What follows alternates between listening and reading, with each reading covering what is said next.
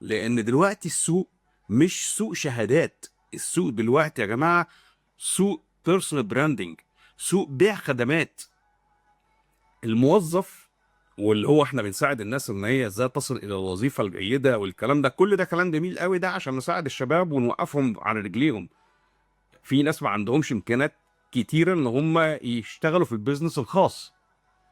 فالشهادات والشغل في الشركات ما هي الا مسكنات بنحتاجها لفتره معينه، ممكن ما نحتاجهاش خالص. في ناس مش محتاجين اصلا ان هم يشتغلوا موظفين، هو بالتالنت بالخبره بالموهبه، هو عنده موهبه اداره المشاريع، بنسميهم الانتربرينير، وفي علم الشخصيات بنسميهم الاي اس تي بيز.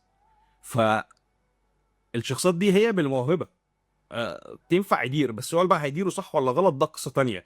هل هو متعلم ومطور من نفسه ويعرف يتفادى الويكنس بوينت اللي عنده؟ هل هيقدر لكن هو باي تالنت هو صائد للفرص ويقدر ان هو يعمل بيزنس بسهوله.